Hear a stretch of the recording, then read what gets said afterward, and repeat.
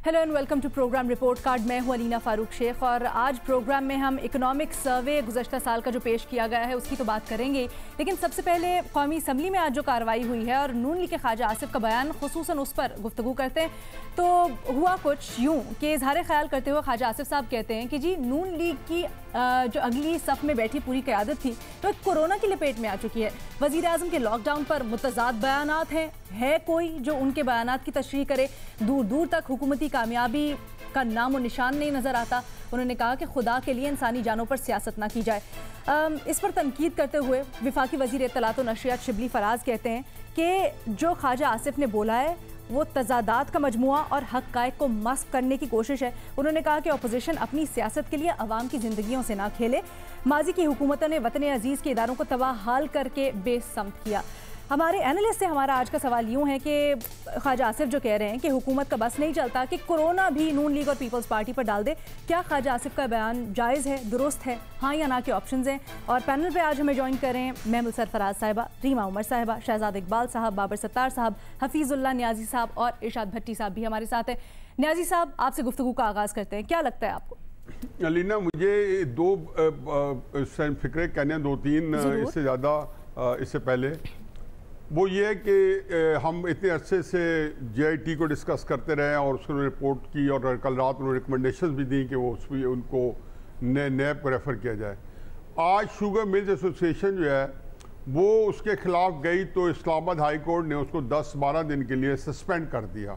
दूसरा ये है कि ये जो ख्वाजा साहब ने तकरीर की है, देखिए जी मुझे अब इसमें क्या कहूँ, ये एक ऐसी चीज़ है कि ख्वाजा साहब भी सही कह रहे हैं कि जी अब जो कुछ होता है वो पिछले हुकूमतों में डाला जाता है। अब इसके अंदर अगर ये है कि जी अब मुझे कोई ये लगता नहीं है कि अब ख्वाजा साहब की तकरीर के पराए में तहरीक इंसाफ को जदों को कितना करना चाहिए और किस अंदाजे से करना चाहिए, और अगर नहीं इसी सवाल के अंदर ख्वाजा साहब को या नून लीग को करना है तो उसके लिए हमारे पास बंदे मौजूद हैं जो कि नून लीग को हर वक्त किसी किसी एंगल से जदों को करते रहेंगे।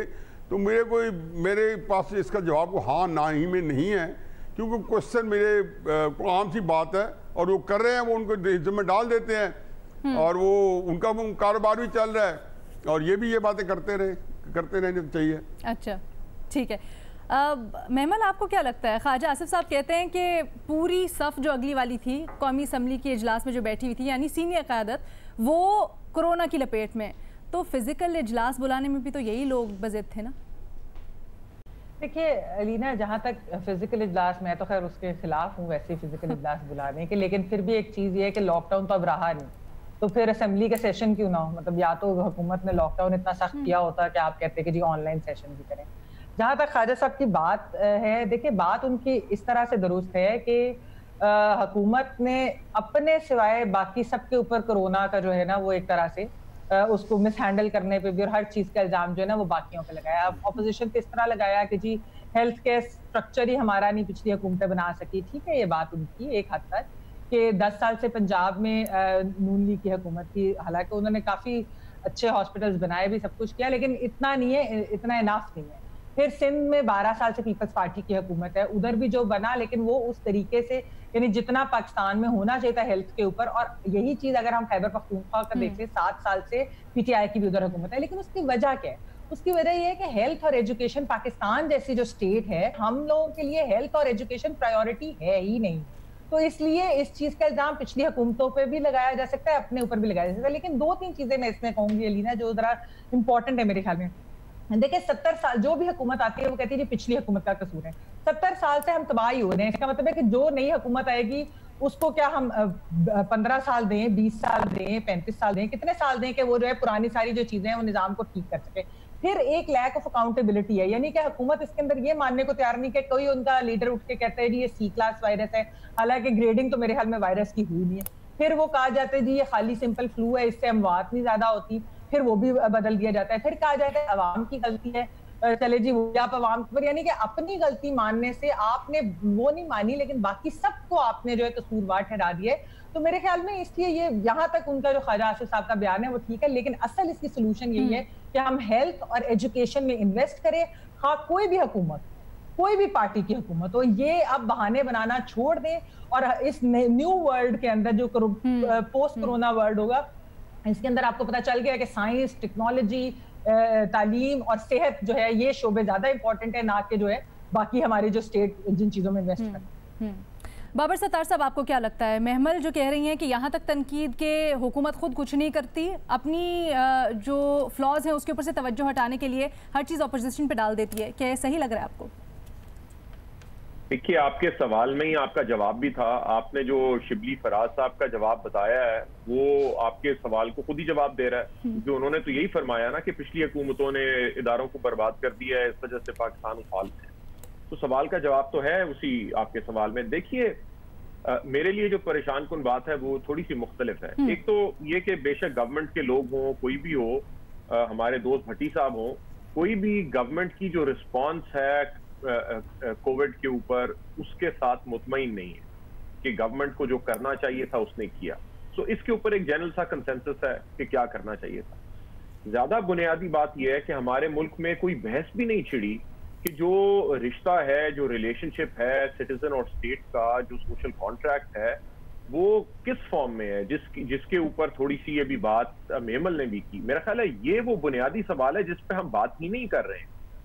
कुछ बुनियादी बातें करने की जरूरत है। सियासत का मकसद क्या है? लोग सियासत में क्यों आते हैं? ठीक है, ऑपोजिशन में आके आप गवर्नमेंट को ब्लेम करते हैं, गवर्नमेंट में आके आप ऑपोजिशन को ब्लेम करते हैं, लेकिन जो आम आदमी है, जो इस वक्त परेशान है, जो बीमार हो रहा है, जिसके घर वाले बीमार हो रहे हैं, जिसके पास खाने के लिए कुछ नहीं है, या वो सोच रहा है कि अगले 6 महीने कैसे गुजरेंगे या मेरे बच्चे तालीम हासिल करें, यानी उसके लिए कहाँ पे कॉन्वर्सेशन हो रही है? अगर रियासत के जो भी रिसोर्सेज हैं वो कैसे एलोकेट होने हैं? अगर इतने बड़े क्राइसिस दुनिया में जो हो रहा है और बाकी जगहों पे डिबेट हो रही है, इकोनॉमिक सिस्टम्स के ऊपर डिबेट हो रही है, सोशल सिक्योरिटी कैसे प्रोवाइड करनी है उस पर डिबेट हो रही है, पाकिस्तान में वो डिबेट कहाँ पे है? सो मेरे लिए ज्यादा परेशान कुन बात यह है कि ये इतना बड़ा पेंडेमिक आया जिसने हर एक को इफेक्ट कर दिया है, लेकिन उसके बावजूद भी हम कुछ बुनियादी चीजों के ऊपर नजरसानी करने के लिए तैयार नहीं है, और इसी तरह से लगता है कि आगे चलता रहेगा। ये ज्यादा डिप्रेसिंग बात है बजाय इसके कि ये 2020 कैसे गुजरे। ठीक है शहजाद, एक तरह से दुनिया रीबाउंड हो रही है, लेकिन पाकिस्तान की तरजीहात आपको अगर देखा जाए तो कहाँ पर लगती हैं? क्या हम आगे जो तब्दीली कहा जा रहा था आएगी उसकी तरफ, उस रास्ते पे एटलीस्ट चल रहे हैं? देखिए, पहले तो सवाल की तरफ आ जाते हैं अलीना। ये जो कहना ख्वाजा आसिफ का या किसी भी शख्स का कि एक बड़ा कंफ्यूज्ड नैरेटिव जो है पेश किया गया है वफाकी हुकूमत की जानिब से इस वायरस के हवाले से, कोविड-19 के हवाले से, और उस पर हिकमत अमली क्या होगी, उस पर भी बड़ी कन्फ्यूजन रही है। इमरान खान साहब ने 3 दिन पहले हाथ में मास्क पकड़ा हुआ था और बताया कि मास्क आप लगा के निकलें, और उन्होंने कहा कि कुछ लोग पता नहीं क्यों उसको फ्लू समझ लेते हैं, जबकि इमरान खान साहब खुद इसको कह चुके थे मार्च के महीने में कि ये एक फ्लू है जिससे ज्यादातर लोग इफेक्ट भी नहीं होंगे। तो उन्होंने बड़ा डाउन प्ले किया था इस वायरस की सीरियसनेस को, जबकि हमें पता था कि स्पेन में, इटली में अमवात हजारों की तादाद में हो रही है, एक दिन में 1000 लोग मर रहे थे। तो उनको जहां पर उनको थोड़ा सा अवाम को ये कहना था कि आप घबराएं नहीं, तो वहां पे ये भी बताना चाहिए था कि ये कितना संगीन हो सकता है, खासतौर पे पाकिस्तान जैसे हालात में जहाँ पे आपकी हेल्थ सर्विसेज जो है वो यूरोपियन कंट्रीज जितनी आला नहीं है। तो उसका इम्पैक्ट अगर पाकिस्तान जो यूरोप में हुआ है या जो अमेरिका में हुआ है उसका 7-8% अगर पाकिस्तान में होता है तो हम बड़े एक्सपोज हो जाएंगे, क्योंकि एक थर्ड वर्ल्ड कंट्री में और खासतौर पर पाकिस्तान के जो हालात हैं हेल्थ सर्विसेज के वो हम सबके सामने है। तो एक कंफ्यूज्ड सिग्नल तो उनकी तरफ से गया था। हैविंग सेड दैट, ये डिबेट दुनिया में होती रही है, बड़ा मुश्किल फैसला था कि आप किस हद तक लॉकडाउन करेंगे, किस हद तक आप जो है नरमी करेंगे, कब करेंगे। ये सारी दुनिया में बहस होती रही क्योंकि इस किस्म का वायरस पहले आया नहीं। उसमें गलत फैसले भी हुए, सही फैसले भी हुए, लेकिन ऑब्वियसली जो भी आप फैसला करें उस पर आप डट करें। आप ये नहीं कर सकते कि अगर एक दिन तारीफ हो तो आप कहें देखिए हमने लॉकडाउन कर दिया था इसलिए इसके असरात नहीं आए पाकिस्तान में, अगले दिन आप उसी लॉकडाउन पे तनकीद करें। ये कंफ्यूजन आप आवाम में नहीं फैला सकते। बड़ी बदकिस्मती की बात है, मेरी दुआ है कि वो जल्दी सेहतियाब हो खुर्रम शेरजमान साहब, जो कि कहते आए थे कि ये सी कैटेगरी का वायरस है। अब कल खुद उनकी कोरोना रिपोर्ट पॉजिटिव आई है, अल्लाह उनको सेहत दे और उनकी फैमिली को भी महफूज रखे। लेकिन इस किस्म की बातें करने की नहीं थी आपको, और खासतौर पे एक लीडर की तरफ से, एक वजीर आजम की तरफ से आपको एक स्ट्रॉन्ग सिग्नल देने की जरूरत थी। लेकिन जहां तक ऑपोजिशन की बात है, देखिए इस मुल्क में हमें ये देखना है कि हमारे जो इकोनॉमिक वसाइल है वो इतने नहीं है। मलेशिया ने बड़ा अच्छा कंट्रोल किया है, लेकिन 250 बिलियन रिंगिट्स का उन्होंने एक पैकेज दिया था। हमारे पास इतने रिसोर्सेज नहीं है, तो जहां पे ये तनकीद होती है ऑपोजिशन की जानिब से कि हम मुकम्मल लॉकडाउन कर दें, जैसे नून लीग कह रही थी, एक प्रपोजल तो लाके देते ना कि पैसा कहां से आएगा, रिसोर्सेज कहां से आएंगे, कैसे आवाम तक हम रिलीफ पहुंचा सकते हैं इस दौरान। क्योंकि आपको याद होगा इनिशियली मैंने कहा था सस्टेनेबल लॉकडाउन उसी वक्त होगा जब आप अपनी आवाम को पैसे देंगे तो वो घर पे बैठेंगे भी। अमेरिका की मिसाल दे दें, वहां पे मैं जानता हूं एक शख्स को नया बिजनेस स्टैब्लिश किया है, पहले 15 दिन में $5,000 उसके अकाउंट में आ गए। कनाडा में हर जो शख्स है उसको $2,000 मिल जाते हैं। एक तरीकेकार निकाले, इस पे कम से कम अगर ऑपोजिशन अपनी राय रखती है, वो सूबाई हुकूमत हेल्प करती है। यहाँ तो हम कह रहे हैं कि एहसास प्रोग्राम दिया गया 140 अच्छा, बड़ा वैलिड पॉइंट है आपका कि ऑपोजिशन की तरफ से भी तो कोई बेहतरी के लिए तजवीज नहीं आई ना। ये आगे लेके चलते हैं। इसके हक में था जो सिंध हुकूमत कहती रही कि आप लॉकडाउन करें, और उस वक्त जरूरी भी था, शायद आज भी लगता है हमें जरूरी है, लेकिन उनसे ये आर्गुमेंट होता था कि आप लोगों को रिलीफ कैसे पहुंचाएंगे, आप उनको पैसे देंगे, कोई फंड्स देंगे, क्या देंगे। वही तरीका था सस्टेनेबल लॉकडाउन रखने का, वरना तो मुमकिन ही नहीं था। ठीक है रीमा, ये जो पॉइंट उठाया शहजाद ने बड़ा वैलिड है। अगर ऑपोजिशन तनकीद करती है तो फिर सिर्फ तनकीद नहीं, कंस्ट्रक्टिव क्रिटिसिज्म होना चाहिए, कुछ हल भी तो उसका निकाल के लेके आए ना, कि अगर ये नहीं तो फिर क्या करना चाहिए था हुकूमत को। नहीं ना, मुझे ये बिल्कुल कन्विंसिंग बात नहीं लगती। एक टॉक शो में मुसद्दिक मलिक साहब थे, वो बता रहे थे कि हमने लॉकडाउन जल्दी उठा लिया, बाकी ममालिक जिन्होंने लॉकडाउन उठाया उन्होंने जब उनके वायरस के केसेस की तादाद में कमी आई तब उन्होंने उठाया। और उसके जवाब में फैसल वाडा उन्हें कह रहे हैं आप लाशों पे सियासत कर रहे हैं, आपकी गवर्नमेंट इतनी करप्ट है, आप नवाज शरीफ से जवाब लेके आए। मतलब इस तरह की हमारी जो डिबेट है वो होती है इवन व्हेन ऑपोजिशन जो है वो एक बहुत मेरा ख्याल है सेंसिबल बात कर रही है कि लॉकडाउन हमने जल्दी उठा लिया। तो इस पे हुकूमत मेरा ख्याल है इसके पीछे नहीं छुप सकती कि हमें कंस्ट्रक्टिव क्रिटिसिज्म नहीं मिलता। कोई उनको क्रिटिसाइज करे तो वो कहते हैं आप लाशों पे सियासत कर रहे हैं। तो और ये जो महमूल बात कर रही थी हेल्थ की, कि ये तो मेरा ख्याल है फिर भी थोड़ा रैशनल क्रिटिसिज्म है कि हेल्थ पे बेहतर अगर स्पेंड किया होता, हमारे हॉस्पिटल्स बेहतर होते, हमारे पास वेंटिलेटर ज़्यादा होते। लेकिन अक्सर जो हुकूमत का क्रिटिसिज्म है वो ये नहीं है, अक्सर तो वो ये कहते हैं आप अपना करप्शन का पैसा वापस लेके आएँ, आप नवाज शरीफ को वापस लेकर आएँ। इस तरह की बिल्कुल इररेलेवेंट उनकी तनकीद होती है। तो अनफॉर्चुनेटली हमारा जो डिस्कोर्स है वो इस लेवल पे है। लेकिन मेरे लिए सब पूरी सिचुएशन में जो हुकूमत की तरफ से जो हकायक छुपाने का अमल है ना वो बहुत परेशान कुन है। चाहे वो पंजाब हेल्थ डिपार्टमेंट की जो रिपोर्ट हो जिसमें उन्होंने लॉकडाउन की तजवीज़ दी थी, या वर्ल्ड हेल्थ ऑर्गेनाइजेशन का लेटर हो, जो भी उनके नैरेटिव के खिलाफ बात करता है, या वो इस तरह की उन पर क्रिटिसिज्म करते हैं या फिर वो छुपा देते हैं वो हकायक, वो फैक्ट्स। तो मेरा ख्याल है ये बहुत मसला है। आपको अगर आपका एक डिसीजन आपने लिया है आप उसको ओन करें, आप ये ना करें कि जो उसके खिलाफ बात होती है उसको या आप बिल्कुल इस तरह डिसमिस करते हैं पॉलिटिकल पॉइंट स्कोरिंग के लिए, या आप वो हकायक ही छुपा दें। तो ये दो मेरा ख्याल है बहुत सीरियस इश्यूज है। और मैं तो ख्वाजा आसिफ की बात से बिल्कुल एग्री करती हूँ। जो भी टॉक शोज मैंने देखे हैं, पार्लियामेंट में जो बात होती है यही हुकूमत करती है। चाहे क्या नून लीग बेहतर परफॉर्म कर सकती थी हमें नहीं पता, स्पेकुलेशन है, लेकिन जो वो बात कर रहे हैं बिल्कुल दुरुस्त है। आप पुरानी हुकूमतों का पीछा छोड़ें और अपना जो आपका पॉलिसीज हैं, आप अपने काम पे फोकस करें, अपना प्लान दें। ठीक है भट्टी साहब, आपको क्या लगता है हुकूमत बस ब्लेम गेम में पड़ी हुई है? देखिए जनाब शेख, हुकूमत अपोजिशन ये नाअहली और नालायकी के मुकाबले हो रहे हैं। झूठ मुनाफिकत की पंजा आजमाई है दोनों तरफ से, कौडू कुश्तियाँ जारी हैं और बड़े बड़े ओहदों और कुर्सियों पर बुने नाच रहे हैं अल्लाह के फजल से। अब यहाँ कोई झूठा नहीं, सब सच्चे हैं, कोई गलत नहीं, सब दुरुस्त हैं। किसी की तनकीद बिला जवाज़ नहीं, सारों की तनकीदें जवाज़ भरी हैं। हुकूमत अपोजिशन ये सब रस्तू हैं, अफलातून हैं, सारियां दे कां चिट्टे ने। और ये जो मुल्क के हर शोबे में ये दूध और शहद की नहरें बह रही हैं, ये सब पुरानों और आज दोनों का कमाल है। हुकूमत को देख लें, कर्फ्यू लॉकडाउन छोड़ें, स्मार्ट लॉकडाउन कहीं हो सका? क्यों नहीं हो सका? कन्फ्यूजन, नालायकी, नाअहली, ना हुकूमत कहीं नज़र आई, ना हुकूमती रिट कहीं नज़र आई।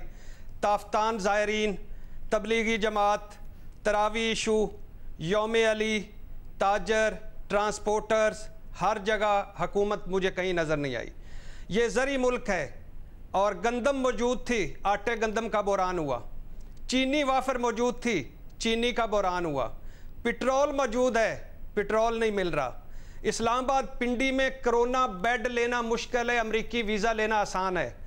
N95 आज मुझे इस्लामाबाद से मास्क खरीद कर दे दें, दवाइयाँ कोई नहीं, डॉक्टर कोई नहीं, नर्स कोई नहीं, तिब्बी इमदाद कोई नहीं। ये इस्लामाबाद का हाल है। अपोजिशन डीलों ढीलों, करप्शन, लुटमार में फंसी हुई, रात को ये कहीं और होते हैं। ये जो आज तकरीरें फरमा रहे थे ना पिछली 2 रातों के, मैं किससे सुना दूं तो आपको लग पता जाए। मरी मुक्की हुई, कोई हिकमत अमली नहीं, कोई मंसूबा नहीं, कोई एक मुझे वाइट पेपर कोरोना पे ला के इन्होंने असम्बली में पेश किया हो कि ये आपने करना है, नहीं। अब बस तकरीरें बिलावल साहब फरमा रहे थे वजीर आजम ने जबरदस्ती कोरोना फैलाया। अब इस पर क्या कहा जाए? अब सिंध में तो वजीर आजम जाके रोज नहीं फैला के आते थे ना, वहां क्यों फैल रहा है मुसलसल? अभी शहबाज शरीफ साहब अल्लाह उनको सेहत दे, तंदुरुस्ती दे, उनका पॉजिटिव आया। लीगी फरमा रहे थे कुछ हुआ तो जवेद इकबाल, वजीर इमरान खान और शहजाद अकबर जिम्मेदार है। अब जो सारे ये दुनिया जिनको कोरोना हो चुका है ये नैब से होके गुजरे हैं। नैब में ही जो जाए तो उनको, नैब में तो फिर भी कोई एहतियाती तदाबीर कहीं थी। आप जो असम्बली इजलास बुला रहे थे, अल्लाह शाहिद खाकान अब्बासी साहब को भी सेहत दे, वो तो इसका जिम्मा भी उठा रहे थे। क्या वहाँ कोरोना नहीं है जहाँ कल असद कैसर कह रहे थे कि खुदा के लिए फासला रखें, टोलियों में ना खड़े हो, मास्क पहने? वहाँ ये हाल है। और फिर अदालतों में नैब पेशियों पे आप कारकुनों को खुद बुलाते हैं। तो कहने का मकसद ये है दोनों तरफ से आग बराबर लगी हुई है और हम इस दरमियान में फंसे हुए हैं और फंसे रहेंगे। दोनों के पास कोई हिकमत अमली नहीं, कोई मंसूबा नहीं, कोई विजन नहीं।